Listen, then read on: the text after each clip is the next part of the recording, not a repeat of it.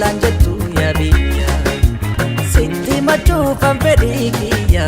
sitti machuuf mee akkam godhume sodaa kiyya karruu tantoo maatabe karooyee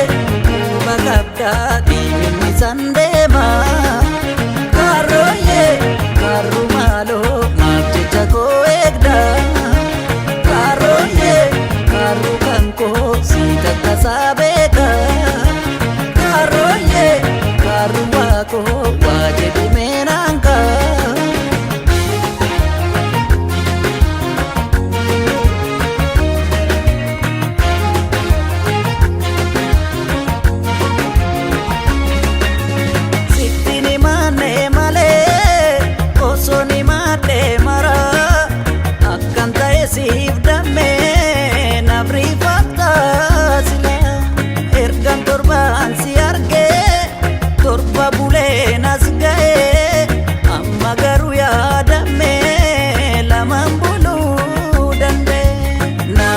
Keetu lolaa duula bobbaase natti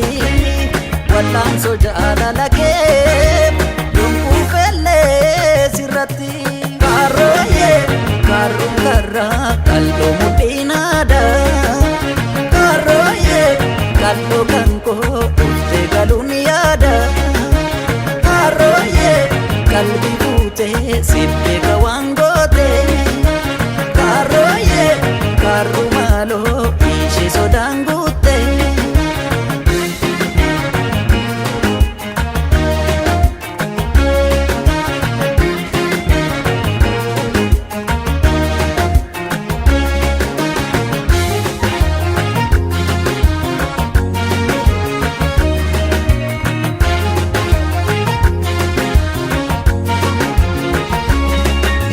barbacha keetiif ba'ee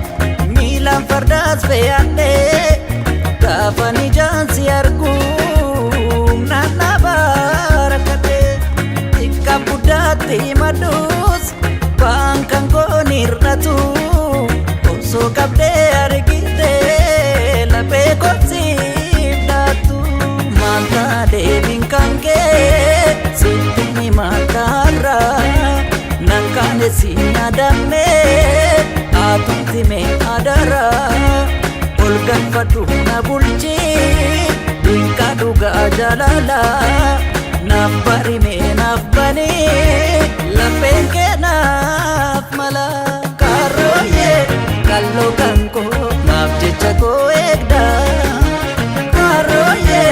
kalloo maaloo keessa kankoo beekta karooyee ciime haalli dhugahu galgalli karooyee malli maali ulfaate jaalalli